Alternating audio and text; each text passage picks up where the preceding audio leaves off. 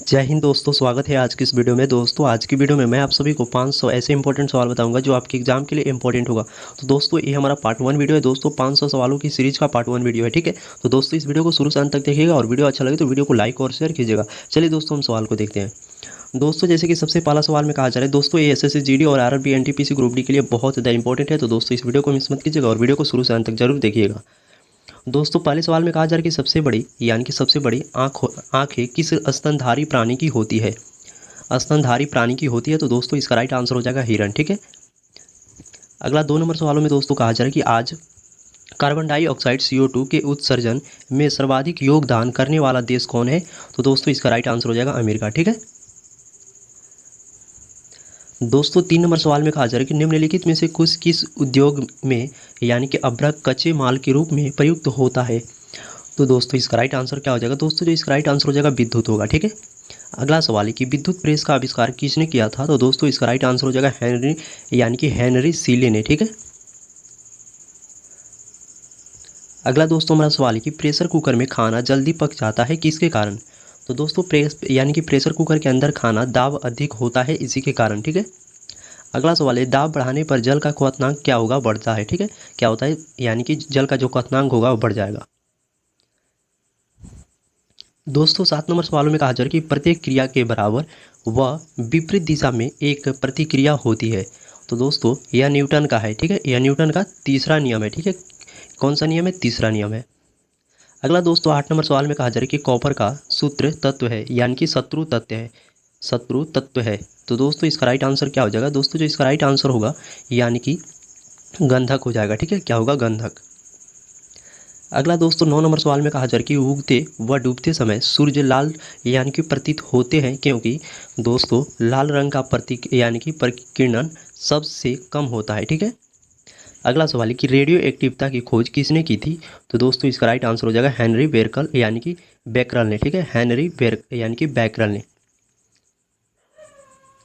दोस्तों 11 नंबर सवाल में कहा जा रहा है कि दो समतल दर्पण एक दूसरे से यानी कि एक दूसरे से 60 डिग्री के कोण पर 60 डिग्री के कोण पर झुके हैं। उनके बीच रखी यानी कि गेंदों के बने प्रतिबिंब की संख्या कितनी होगी। तो दोस्तों इसका राइट आंसर हो जाएगा 5।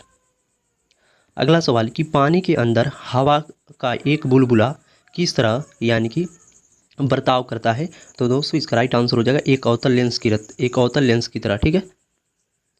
अगला दोस्तों 13 नंबर सवाल में कहा जा रहा है कि इकाइयों की समस्त व्यवस्थाओं में किस इकाई की मात्रा समान होती है। तो दोस्तों इसका राइट आंसर हो जाएगा विशिष्ट गुरुत्व।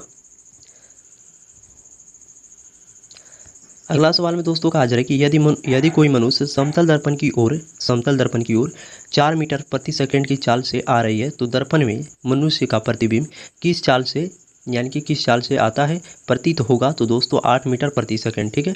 8 मीटर प्रति सेकंड होगा। दोस्तों 15 नंबर सवालों में कहा जा रहा है कि कारों, ट्रकों और बसों के ड्राइवर की सीट के यानी कि सीट के बगल में कौन सा दर्पण लगाया यानी कि लगा होता है। तो दोस्तों इसका राइट आंसर हो जाएगा यानी कि उत्तल दर्पण। दोस्तों 16 नंबर सवालों में कहा जा रहा है कि ऐसे तत्व जिनमें धातुओं धातुओं और धातुओं दोनों के गुण पाए जाते हैं वे कहलाते हैं उपधातु, ठीक है। क्या कहलाते हैं, उपधातु। दोस्तों अगला सवाल 17 नंबर सवालों में कहा जा रहा है कि वनस्पति विज्ञान के जनक कौन है। तो दोस्तों इसका राइट आंसर हो जाएगा थियोफ्रेस्टस, ठीक है। यानी कि थियोफ्रेस्टस। क्या हो जाएगा, थियोफ्रेस्टस। अगला सवाल है कि निम्नलिखित में से किसमें ध्वनि का चाल सबसे अधिक होता है। तो दोस्तों इसका राइट आंसर हो जाएगा इस्पात में, ठीक है।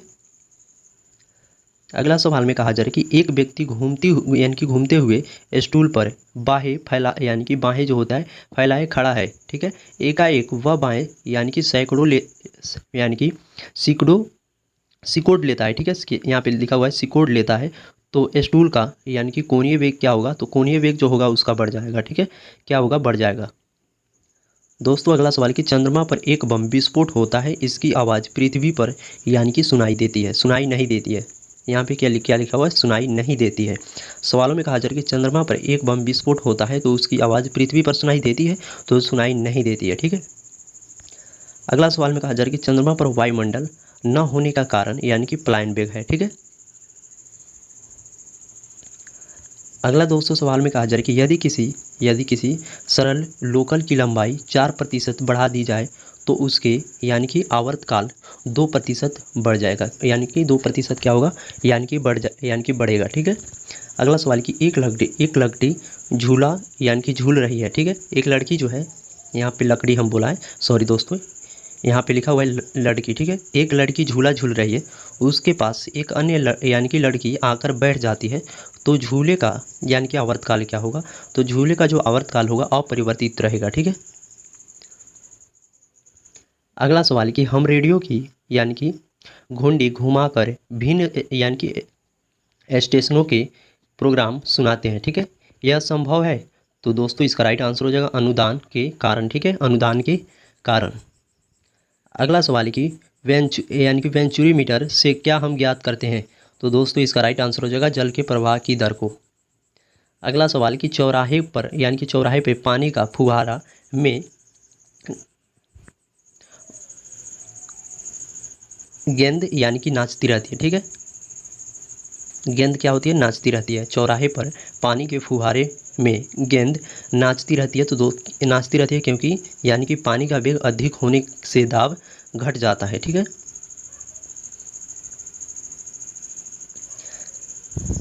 दोस्तों अगला सवाल कि यदि द्रव्यमान अपरिवर्तित हुए बिना पृथ्वी यानी कि सिकुड़ कर अपनी वर्तमान त्रिज्या की आधी रह जाए तो दिन यानी कि रह जाए तो दिन होगा 12 घंटे का। ठीक है। कितने का दिन होगा, तो 12 घंटे का दिन होगा।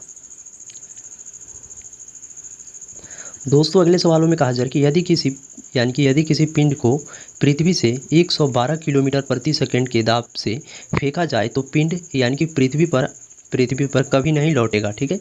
पृथ्वी पर कभी नहीं लौटेगा। दोस्तों अगला सवाल है कि उपग्रह में समय ज्ञात करने के लिए अंतरिक्ष यात्री को क्या प्रयोग करना चाहिए, तो दोस्तों इसका राइट आंसर हो जाएगा स्प्रिंग घड़ी। अगला जो हमारा सवाल है यदि पृथ्वी की त्रिज्या 1% कम हो जाए किंतु द्रव्यमान वहीं रहे तो पृथ्वी तल का गुरुत्वीय त्वरण यानी कि 2% घट जाएगा। कितने प्रतिशत, 2% घट जाएगा।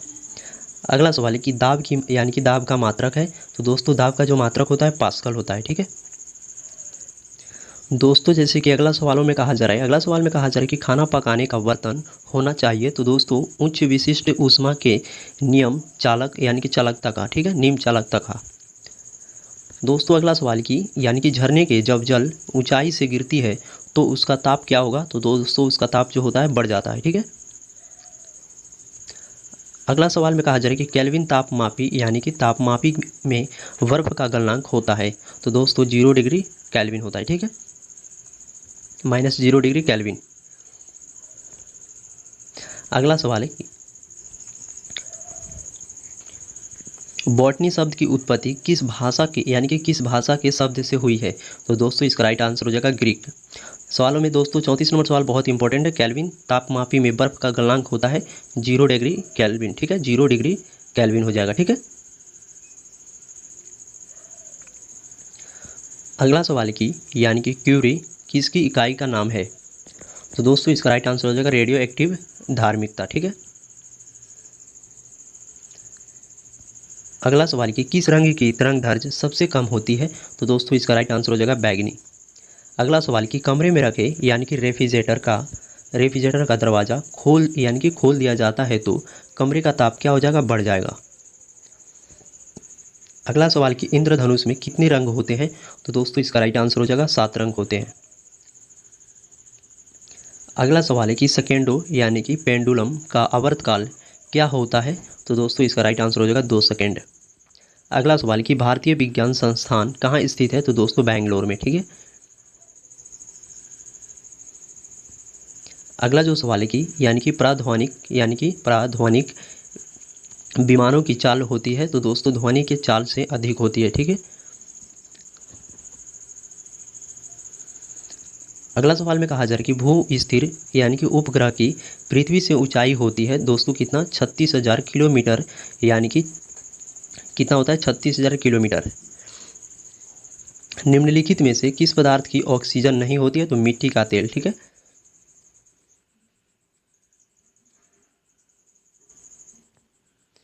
यहाँ पे भी सवाल है, निम्नलिखित में से किस पदार्थ में ऑक्सीजन नहीं होती है? तो दोस्तों इसका राइट आंसर हो जाएगा मिट्टी का तेल। अगला सवाल है कि यानी कि चिकित्सा शास्त्र के विद्यार्थी को किसकी शपथ दिलाई जाती है? तो दोस्तों इसका राइट आंसर हो जाएगा हिपोक्रेट यानी कि क्रेटस। अगला सवाल है कि कार में रेडिएटर का कार्य क्या होता है? तो दोस्तों इसका राइट आंसर हो जाएगा इंजन को ठंड करना यानी कि ठंडा रखता है, ठीक है। अगला जो सवाल है कि मनुष्य के शरीर का ताप होता है? तो दोस्तों जो मनुष्य का शरीर का ताप होता है 37 डिग्री सेल्सियस होता है, ठीक है। अगला सवाल कि दूरदृष्टि से पीड़ित व्यक्ति को निकट की वस्तु दिखाई नहीं देती है, ठीक है। अगला सवाल कि किताब के ऊपर रखे किसी लेंस को ऊपर उठाने पर यदि मुद्रित अक्षरों का आकार बढ़ता हुआ दिखाई देता है तो लेंस कौन सा होगा? तो दोस्तों उत्तल लेंस होगा, ठीक है। अगला सवाल है कि यदि किसी लेंस से अक्षरों का आकार छोटा दिखाई देता है तो वह लेंस कौन सा है? तो दोस्तों वह लेंस जो है यानी कि अवतल लेंस है, ठीक है। अगला सवाल 50 नंबर सवालों में कहा जा रहा है कि तारे यानी कि टिमटिमाते हैं यानी कि अपवर्तन के कारण, ठीक है। यानी कि अपवर्तन के कारण दोस्तों यानी कि इस पार्ट में हम आप लोगों को 50 ही सवाल कराएंगे, ठीक है। तो दोस्तों वीडियो कैसा लगा? वीडियो अच्छा लगा होगा तो वीडियो को लाइक और शेयर कीजिएगा। जय हिंद।